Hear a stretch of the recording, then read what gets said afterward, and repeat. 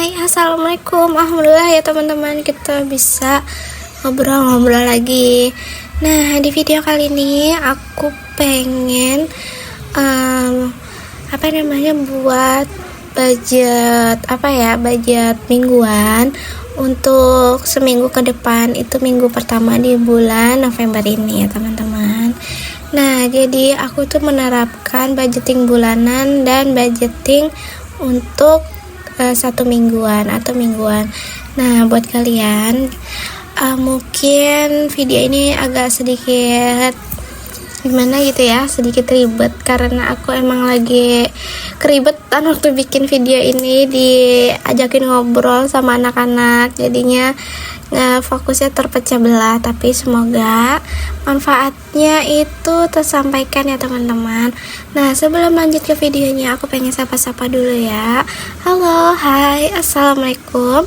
Aku ucapin terima kasih buat kalian yang udah klik video aku.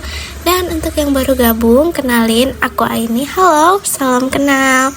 Nah, teman-teman, gimana nih kabar kalian semua? Semoga kalian itu baik-baik aja ya teman-teman, dan jangan sakit-sakit. Mohon maaf banget kalau misalnya video ini rada sedikit buram karena aku lupa kemarin ngatur rasionya, dan ya udahlah ya, jadinya buram seperti ini. Nah, tapi aku pengen cerita aja sih ya.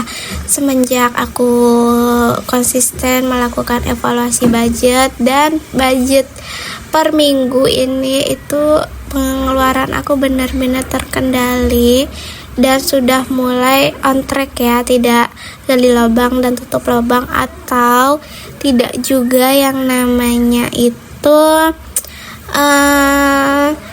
tutup lubang gali lubang pakai pos keuangan yang lain. Jadi misalnya kebutuhan belanja mingguan habis, ditutup pakai budget keperluan anak-anak, atau beras kurang, ditutup pakai kebutuhan air minum gitu ya teman-teman. Dan alhamdulillah untuk sekarang ini sudah mulai stabil, sudah mulai on track ya semuanya. Dan karena aku juga masih konsisten yang namanya itu evaluasi budget per 2 minggu ya teman-teman. Jadi untuk budget per minggu itu memang, apalagi minggu pertama ya, itu pengeluarannya banyak karena butuh bayar-bayar di awal bulan, seperti untuk bayar KPR rumah, untuk menabung masa depan untuk anak-anak, untuk bayar listrik, wifi ya, untuk kebutuhan anak-anak juga seperti beli susu, beli diapers gitu ya. Jadinya untuk di minggu pertama pengeluaran itu hampir sekitar 60% dari gaji. Nah, jadinya lebih effortnya itu mencatatnya karena kalau misalnya nggak dicatat itu bener-bener kemana ini duit kok tiba-tiba kagak ada, padahal bukan kagak ada, elunya aja yang lupa kalau udah dipakai gitu ya teman-teman. Nah, jadi ini itu kurang lebih seperti teknik mencatat keuangan. Itu namanya model kakek ibu, kalian pasti tahu kan ya, seni mencatat keuangan ala IRT dari Jepang. Nah, jadinya secara tidak langsung aku tuh menerapkan metode kakek ibu itu di keuangan rumah tangga aku ya teman-teman, dan itu benar-benar berhasil. Karena kenapa? Karena kita mengklasifikasikan pengeluaran atau pos-pos keuangan itu sesuai dengan tempatnya, sesuai dengan kebutuhannya, sesuai dengan budgetnya, dan kita itu lebih terarah mau kemana nih pergi uangnya, mau kemana nih, mau dipakai apa, untuk kebutuhan apa, untuk keperluan apa. Dan yang paling penting itu sebenarnya teknik pencatatannya sih ya. Mungkin ada yang mencatat pengeluaran itu lewat aplikasi di handphone, atau bahkan yang manual seperti aku ini di buku.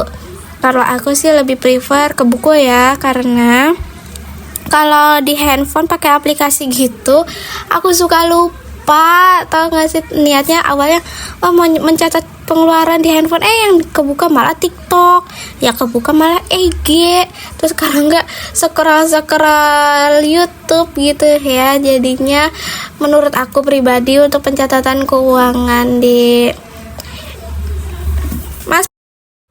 Oke, lanjut videonya ya teman-teman. Mohon maaf tadi ada paket datang.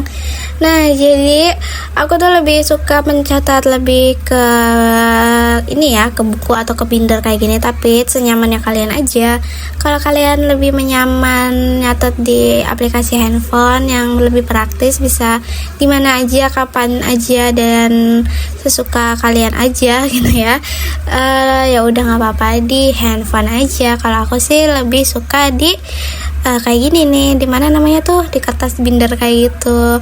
Dan ini desainnya itu aku desain sendiri di Canva ya teman-teman. Seperti biasa aku masih konsisten menggunakan Canva karena emang udah nyaman aja gitu ya, untuk bikin thumbnail, untuk bikin template seperti ini, dan untuk template seeking fun seeking challenge itu semuanya aku menggunakan Canva, karena aku juga pakai Canva yang berbayar ya. Sayang kalau misalnya nggak dipakai aja, jadinya dipakai lah ya, kalau udah dibayar nggak dipakai gitu kan ya. Mama pikirnya tuh nggak mau rugi, saya harus dimanfaatkan dengan sebaik mungkin dan semaksimal mungkin. Kalau bisa sampai mentok ya udah ya, malahan jadi curhat nih kita.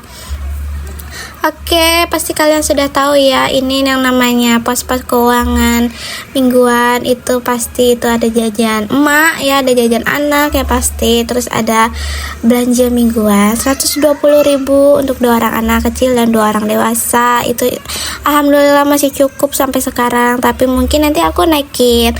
Ini seperti ini, itu jangan dinilai dari nominalnya ya guys, tapi lihat aja caranya bagaimana aku mengolah atau mengatur atau mengalokasikan atau budgeting pengeluaran bulanan menjadi mingguan. Nah, seperti ini ya teman-teman.